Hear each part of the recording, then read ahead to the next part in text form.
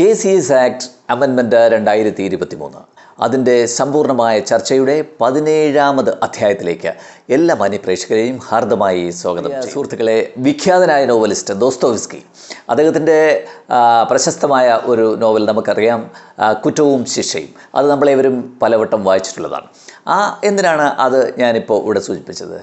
അതിൻ്റെ പേരിനെ നമ്മൾ ഓർമ്മിപ്പിക്കുന്ന ഒരു പ്രധാനപ്പെട്ട ഒരു സെക്ഷൻ നമ്മുടെ KCS ആക്ടിലുണ്ട്. കുറ്റവും പിഴകളും, ഒഫൻസസ് ആൻഡ് പെനാൽറ്റീസ്. അത് പറയാനാണ് ഞാൻ ആ പേര് ഇവിടെ പരാമർശിച്ചത്.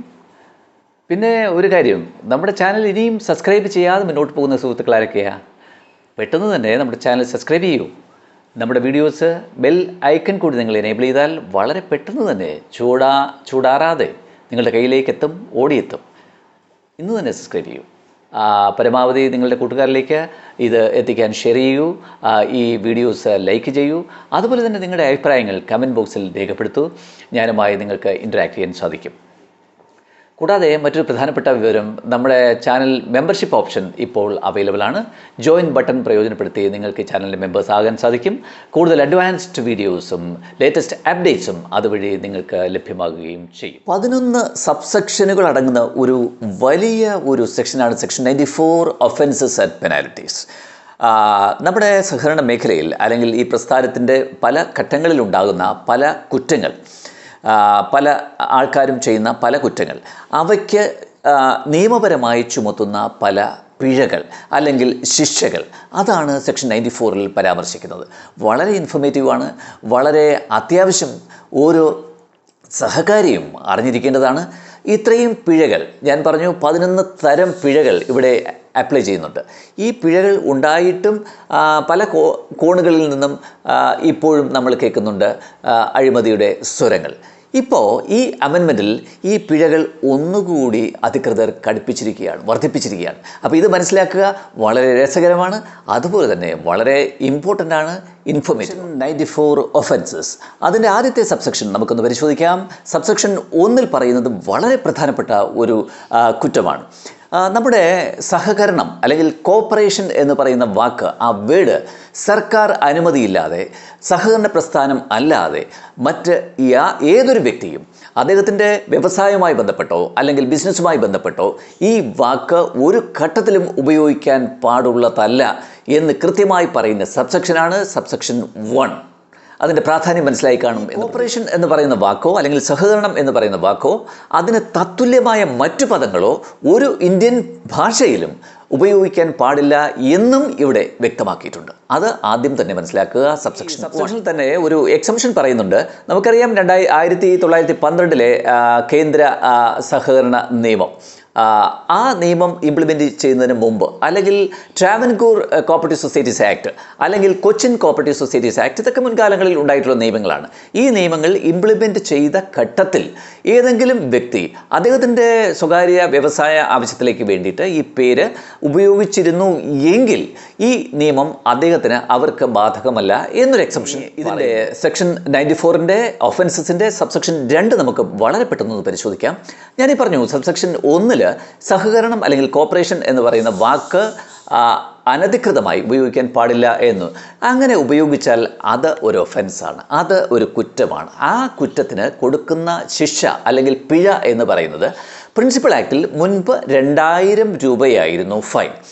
എന്നാൽ അത് ഇപ്പോൾ ഈ ലേറ്റസ്റ്റ് അമെൻമെൻറ്റിൽ അത് വർദ്ധിപ്പിച്ച് 5000 രൂപയാക്കി മാറ്റി.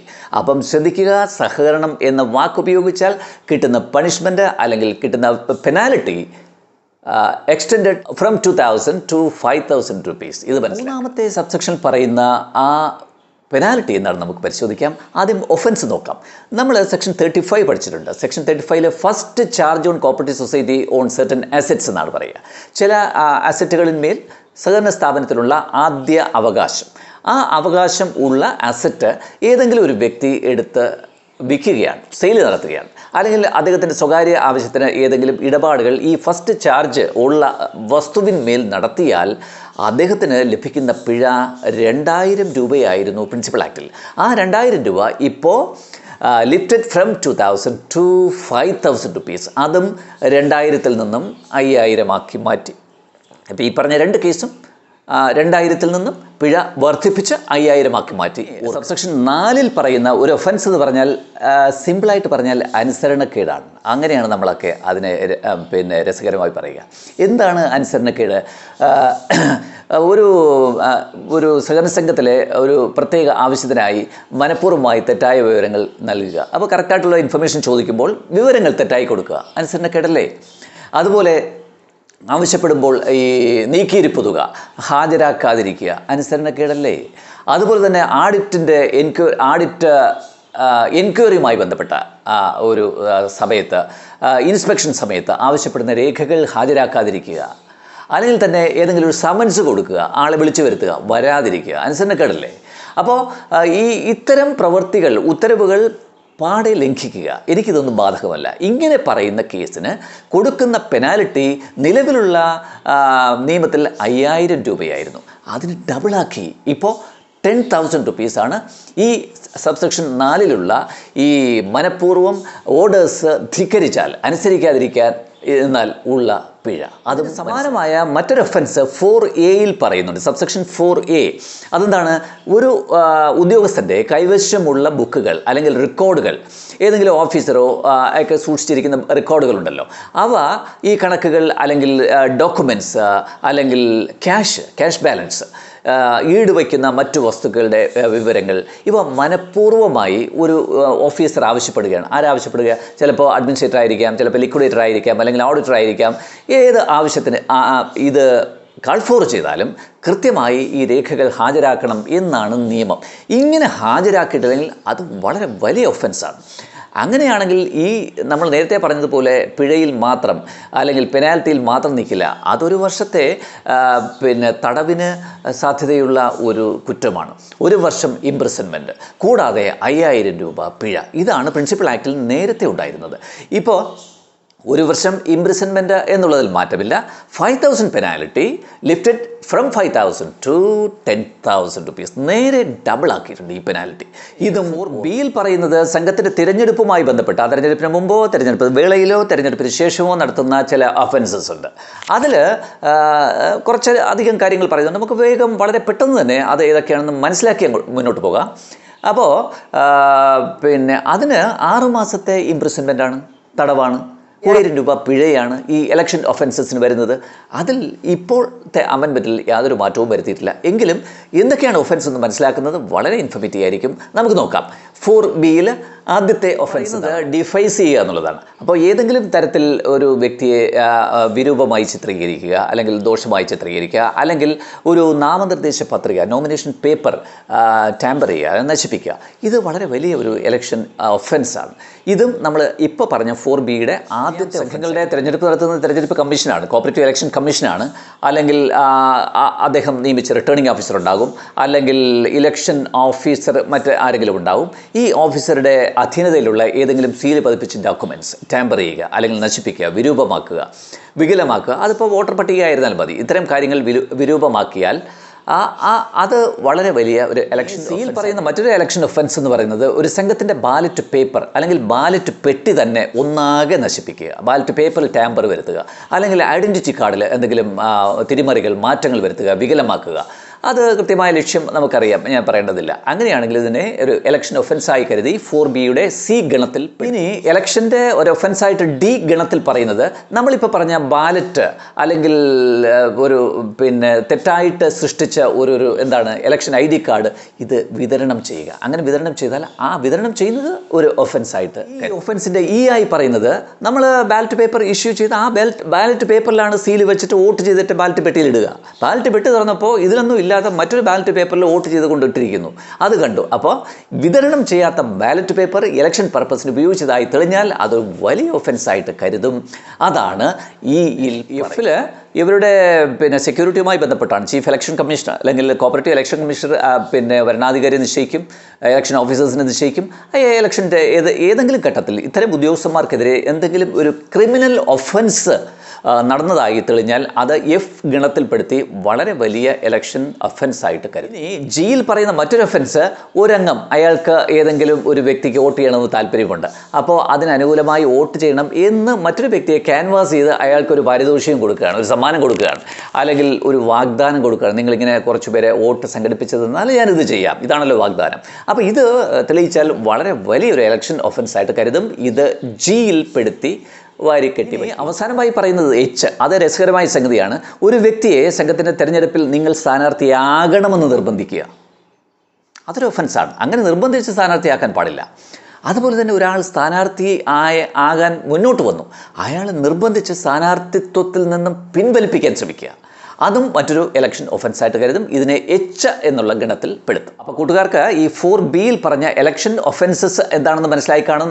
അത് വളരെ രസകരമാണ്, ഇൻഫോർമേറ്റീവാണ്, അതേപോലെ ഇമ്പോർട്ടൻറ്റുമാണ്. മനസ്സിലാക്കുക. ഇനി അഞ്ചാമതായി പറയുന്ന ജനറൽ ഒഫൻസിൽ അഞ്ചാമത്തെ കാറ്റഗറിയിൽ വരുന്നത്, നമുക്കറിയാം പല സംഘങ്ങളും പല സഹകരണ സ്ഥാപനങ്ങളും സാലറി സർട്ടിഫിക്കറ്റ്, ശമ്പള സർട്ടിഫിക്കറ്റ് പ്രൊഡ്യൂസ് ചെയ്ത് ലോൺ അവൈൽ ചെയ്യുന്നതിന് വേണ്ടിയിട്ട് ശമ്പള സർട്ടിഫിക്കറ്റുകൾ ഇഷ്യൂ ചെയ്യുന്നുണ്ട്.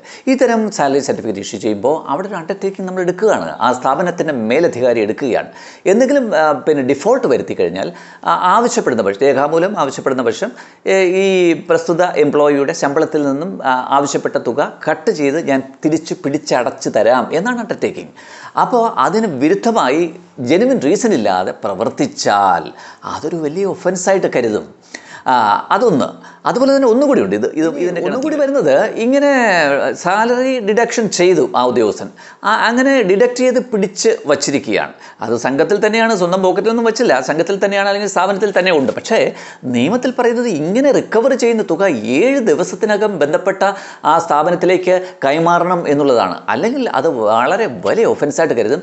ഈ 2 കേസിലും പിടിച്ചില്ലെങ്കിൽ, പിടിച്ചിട്ടടച്ചില്ലെങ്കിൽ, ഈ 2 കേസിലും സ്ഥാപന മേധാവിക്ക് വരുന്ന ഫൈൻ പ്രിൻസിപ്പൽ ആക്ടിൽ 5000 രൂപയായിരുന്നു. ഇപ്പോൾ അത് വളരെ വലിയ ഒഫൻസായിട്ട് കരുതി ഡബിളാക്കിയിട്ടുണ്ട്. 10,000 rupees ആയിരിക്കും. ഇത്തരം ശമ്പള റിക്കവറിയിൽ ഡിഫോൾട്ട് വരുത്തിയാൽ സ്ഥാപന മേധാവി അടയ്ക്കേണ്ടത് 10,000 രൂപ. ആറാമത്തെ വളരെ വലിയ ഇമ്പോർട്ടൻ്റ് ആയിട്ടുള്ളൊരു ഒഫൻസ് ഉണ്ട്. നമുക്കറിയാം ഓഹരി തുക, ഷെയർ പിടിക്കുക എന്ന് പറയും. നമ്മൾ ആ ഷെയർ ഒരു സംഘം രൂപീകരിക്കുന്നതിനായി ഒരു വ്യക്തിയിൽ നിന്നും ഓഹരി തുക സ്വീകരിച്ചു.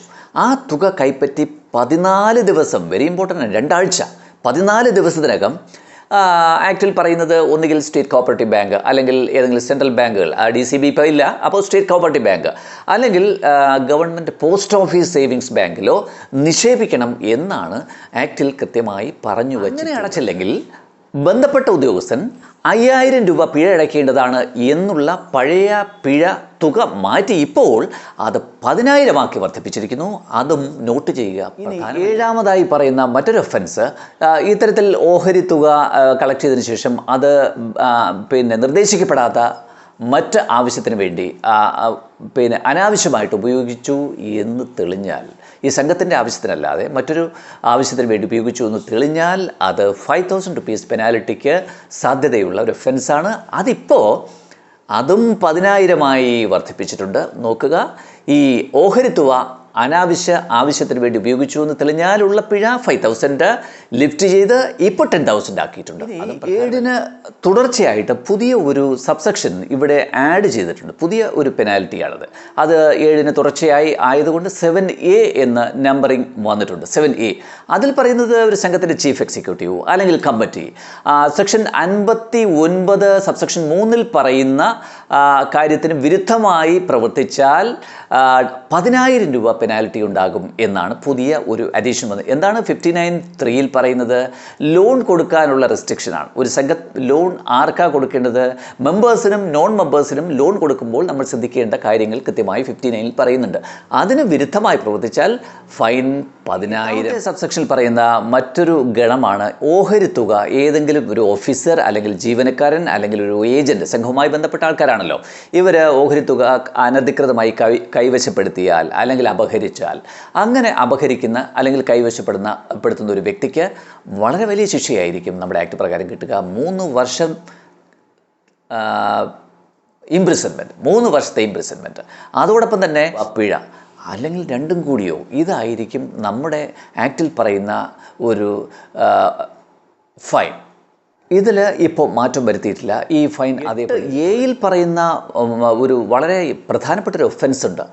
അതിൽ പറയുന്നത് ദുരുദ്ദേശപരമായി ഏതെങ്കിലും വ്യാജ പ്രമാണങ്ങൾ ഉണ്ടാക്കുക. ഇതൊക്കെ വളരെ ഫ്രീക്വൻ്റായിട്ട് പല സംഘങ്ങളിലും കാണപ്പെടുന്ന ഒരു സംഗതിയാണ്. ഇത് കൃത്യമായി നമ്മുടെ നിയമത്തിൽ പ്രൊവിഷൻ ഉണ്ട് ഇവരെ പിടിക്കുന്നതിനും പണിഷ് ചെയ്യുന്നതിനും. അതാണ് 8A പറയുന്നത്. ഒരു വ്യക്തി നമുക്കെടുക്കാം, സത്യസന്ധമല്ലാത്ത രീതിയിൽ ഒരു പ്രത്യേക ലക്ഷ്യത്തോടു കൂടി ഒരു ഡോക്യുമെൻ്റ് ക്രിയേറ്റ് ചെയ്യുകയാണ്, സൃഷ്ടിക്കുകയാണ്, അല്ലെങ്കിൽ ചമയ്ക്കുക എന്നൊക്കെ പറയും. അത് ലോയിൽ അങ്ങനെയാണ് പറയുക. തെറ്റായ ക്രമത്തിൽ പ്രമാണങ്ങളാണ് ഇത് ഉണ്ടാക്കിയിരിക്കുന്നത്. അങ്ങനെയാണെങ്കിൽ വാല്യുവേഷൻ സർട്ടിഫിക്കറ്റ് ഉണ്ടല്ലോ, ഒരു വസ്തുവിൻ്റെ വാല്യുവേഷന് ഒരു മാനദണ്ഡമുണ്ട്. അതിന് വിരുദ്ധമായി ഓവർ വാല്യുവേഷൻ നടത്തി അയാൾക്ക് താല്പര്യമുള്ളൊരു വ്യക്തിക്ക് കൂടുതൽ ലോൺ സംഘടിപ്പിച്ചു കൊടുക്കുന്നതിന് വേണ്ടിയിട്ടാണ് ഉണ്ടാക്കുക. അല്ലെങ്കിൽ ഒരു പ്രോജക്റ്റ് റിപ്പോർട്ട് തെറ്റായിട്ട് ഫീസിബിലിറ്റി റിപ്പോർട്ടൊക്കെ ഉണ്ടാക്കി തെറ്റായ രേഖകൾ ചമച്ചു വയ്ക്കുക. ഇത്തരം കാര്യങ്ങൾ ചെയ്ത് സംഘത്തിന് വൻ നഷ്ടമുണ്ടാക്കുന്ന രീതിയിലേക്ക് പോയി കഴിഞ്ഞാൽ ഇത്തരം കാര്യങ്ങൾ ചെയ്യുന്ന വ്യാജ പ്രമാണങ്ങൾ അല്ലെങ്കിൽ വ്യാജ വാല്യുവേഷൻ സർട്ടിഫിക്കറ്റ് ഉണ്ടാക്കുന്ന ആൾക്കാർക്ക് വളരെ വലിയ പിഴയായിരിക്കും കൊടുക്കുക. 3 വർഷത്തെ ഇംപ്രിസൺമെൻറ്റ്. അല്ലെങ്കിൽ ഇത്തരം പ്രവൃത്തി കൊണ്ട് സംഘത്തിന് എന്താണോ നഷ്ടം, എത്ര തുകയാണോ നഷ്ടം, അതിൻ്റെ 2 ഇരട്ടി പിഴ, വളരെ വലിയ പിഴയും ഒരു പെനാൽറ്റിയാണ് 8A കൊണ്ടുവന്നിരിക്കുന്നത്. ഇത് കൃത്യമായി പ്രത്യേകം ഇപ്പോൾ ഡിസ്കസ് ചെയ്ത 8A അനുബന്ധമായി അതിൻ്റെ തുടർച്ചയായിട്ട് വരുന്ന മറ്റൊരു പെനാൽറ്റിയാണ് 8B. അപ്പോൾ ഇത്തരം കുറ്റങ്ങൾ ചെയ്ത ആളിൻ്റെ പെനാൽറ്റി ഞാനിപ്പോൾ പറഞ്ഞു. ഇത്തരം കുറ്റങ്ങളിൽ പെട്ട് ഗൂഢാലോചന നടത്തിയാൽ, വ്യാജ പ്രമാണങ്ങൾ സൃഷ്ടിക്കുന്നതിന് ഗൂഢാലോചനയിൽ ഏർപ്പെടുന്ന വ്യക്തിക്ക് കൊടുക്കുന്നതും ഇതുപോലെ 3 വർഷം ഇംപ്രിസൺമെൻറ്റ്, അതുപോലെ തന്നെ നഷ്ടപ്പെട്ട തുകയുടെ 2 ഇരട്ടി പിഴ. ഇതാണ് ഗൂഢാലോചന നടത്തുന്ന വ്യക്തികൾക്കും ഇവിടെ ഏർപ്പെടുത്തിയിരിക്കുന്ന. 9 പറയുന്നത് ഒരു ലോ പോയിൻ്റാണ്. അപ്പോൾ ഏതെങ്കിലും ഒരു വ്യക്തി ഇതുപോലെ സംഘവുമായി ബന്ധപ്പെട്ട മറ്റേതെങ്കിലും കുറ്റകൃത്യങ്ങളിൽ ഏർപ്പെട്ട് കഴിഞ്ഞാൽ പല വ്യവഹാരങ്ങളും കോടതിയിലും മറ്റ് ശിക്ഷാ നടപടികളും പ്രൊസീഡിങ്സും ഒക്കെ പല ഫോറങ്ങളിൽ നടക്കുന്നുണ്ടാവും. അവിടെയൊക്കെ നടക്കുന്ന ഈ വ്യവഹാരത്തിന് നമ്മുടെ നിയമത്തിലുള്ള സെക്ഷൻസ് എതിരായ ഒരു ഘട്ടത്തിലും നിൽക്കില്ല. അത് അതിൻ്റെ വഴിക്ക് നിയമപരമായി തന്നെ മുന്നോട്ട് പോകും എന്നുള്ളതാണ് സബ്സെക്ഷൻ അതിൻ്റെ ക്ലോസ് 9 10 പറയുന്ന മറ്റൊന്നുമല്ല. ഒരു വിജിലൻസ് ഓഫീസർക്ക് നമുക്കറിയാം, വിജിലൻസ് ഓഫീസർ നിയമിക്കപ്പെടുക 68A പ്രകാരമാണ് നമുക്കറിയാം. അങ്ങനെ നിയമിക്കപ്പെടുന്ന വിജിലൻസ് ഓഫീസർക്ക് നമ്മളിപ്പോൾ ഡിസ്കസ് ചെയ്ത ഏത് ഒഫൻസുകളും ലിറ്റിഗേഷൻ നടത്തുന്നുള്ള, വ്യവഹാരം നടത്തുന്നുള്ള അധികാരം ഉണ്ടായിരിക്കും. ഈ പറഞ്ഞ ക്ലോസുകളിൽ പെട്ട എല്ലാം അതിനകത്തൊന്നുകൂടെ ആഡ് ചെയ്തിട്ടുണ്ട് 7A. അതാണ് ഇപ്പോൾ വന്ന പുതിയൊരു മാറ്റം. 7A പുതിയൊരു ക്ലോസ് ആഡ് ചെയ്തു എന്ന് ഞാൻ പറഞ്ഞല്ലോ. അതും കൂടി ഇതിൻ്റെ കാറ്റഗറിയിൽ പെടുത്തി എന്ന് മാത്രമേ ഉള്ളൂ. അപ്പോൾ വിജിലൻസ് ഓഫീസറുടെ അധികാരമാണ് 10 പറയുന്നത്. അധികാരത്തിന് മാറ്റമൊന്നുമില്ല, അതുപോലെ തുടരും. ഒരു ക്ലാസ് കൂടി 7A കൂടെ ആഡ് ചെയ്തു എന്ന് മാത്രം അധികാരം. 11ാമത് പറയുന്നതാണ് ഏറ്റവും രസകരമായിട്ടുള്ള ഒരു ലോയുടെ ഒരു കണ്ടൻറ്റ്. അത് നമ്മൾ പല സംഘങ്ങളിലും ഇതുപോലെ സ്വന്തം ഒഫൻസസ് കൊണ്ടുണ്ടാകുന്ന സാമ്പത്തിക നഷ്ടം, സംഘത്തിന് നഷ്ടമുണ്ടായി. പക്ഷേ ആ നഷ്ടം എങ്ങനെയാണ് മീറ്റ് ചെയ്യുന്നത്? ഒരു സെക്രട്ടറിയോ അല്ലെങ്കിൽ മറ്റൊരു ജീവനക്കാരനോ അല്ലെങ്കിൽ ഏതെങ്കിലും ഒരു ഓഫീസർ നടത്തുന്ന ഒരു വ്യക്തിപരമായ ഒഫൻസ് കൊണ്ടുണ്ടാകുന്ന സംഘത്തിനുണ്ടാകുന്ന നഷ്ടം തിരിച്ചടയ്ക്കാൻ വേണ്ടി ഒരു ഓർഡേഴ്സ് വരികയാണ്, അവാർഡ് വരികയാണ്. അപ്പോൾ സംഘത്തിൻ്റെ ഫണ്ടിൽ നിന്ന് തിരിച്ചടച്ചു, അയാൾ കൈ കെട്ടിയിരിക്കുകയാണ്. അപ്പോൾ എന്ത് ഒഫൻസും ചെയ്യാം. ഫണ്ട് മീറ്റ് ചെയ്യുന്നത് സംഘത്തിൻ്റെ ഫണ്ടിൽ നിന്ന്. അതാണോ? അല്ലല്ലോ. അതിനെ തടയണം. അത് മറ്റൊരു അഴിമതിയല്ലേ? അപ്പോൾ ഇത്തരം ഞാനിപ്പോൾ ഡിസ്കസ് ചെയ്ത ഏത് ക്ലോസിൽപ്പെട്ട അഴിമതിയായിരുന്നാലും അതിന് നിശ്ചയിച്ചിരിക്കുന്ന ഫൈൻ സംഘം ഫണ്ടിൽ നിന്നും വിനിയോഗിക്കാൻ പാടുള്ളതേയല്ല എന്നാണ് അവസാനമായി പറയുന്ന 11ാമത്തെ ക്ലാസ്. വെരി ഇമ്പോർട്ടൻറ്റും വളരെ രസകരവുമാണ്. അപ്പോൾ സുഹൃത്തുക്കളെ, സെക്ഷൻ 94 ഒഫൻസസ് ആൻഡ് പെനാലിറ്റീസ് വളരെ ഇമ്പോർട്ടൻ്റ് ആയിട്ടുള്ള സെക്ഷൻ്റെ പ്രൊവിഷൻസ്, അതിന് വരുന്ന പെനാലിറ്റി ഉൾപ്പെടെ അമെൻമെൻറ്റ്സ് ഉൾപ്പെടെ നമ്മൾ വിശദമായും ലളിതമായും സരസമായും ഡിസ്കസ് ചെയ്തു. അത് 2 കാണുക, കേൾക്കുക. അത് മനസ്സിലോടി നിൽക്കും. ഇതിൻ്റെ പല ചോദ്യങ്ങളും പല ഘട്ടത്തിലും നമുക്ക് പ്രയോജനം ആകും എന്ന കാര്യത്തിൽ യാതൊരു സംശയവും വേണ്ട. ഇത് മനസ്സിലായി എന്നുള്ള ധാരണയിലേക്ക് നമുക്ക് പെട്ടെന്ന് തന്നെ അടുത്ത. സുഹൃത്തുക്കളെ, എങ്ങനെയുണ്ടായിരുന്നു 17ാമത് അധ്യായം ഒഫൻസസ് ആൻഡ് പെനാലിറ്റീസ്? കുറ്റവും അതിൻ്റെ പിഴകളും ഗംഭീരമായില്ലേ? വളരെ ക്ലാരിറ്റിയോടെ മനസ്സിലായില്ലേ? ഇത് തിരിച്ചും മറിച്ചും 2 വട്ടം കേൾക്കൂ, മനസ്സിലങ്ങ് ഫീഡാവും. ഇനി ഇന്നത്തെ ഈ എപ്പിസോഡ് ഇവിടെ അവസാനിപ്പിക്കാൻ സമയമായിരിക്കുന്നു. അവശേഷിക്കുന്ന ഏതാനും ഭാഗങ്ങളുമായിട്ട് വളരെ പെട്ടെന്ന് തന്നെ ഞാൻ നിങ്ങളുടെ മുന്നിലേക്ക് എത്തും, ഉറപ്പായും എത്തും, ഞാനല്ലേ പറയുന്നത്. അതുവരെ സൈനിങ് ഓഫ്, നിങ്ങളുടെ അജിത് കുമാർ. Thank you.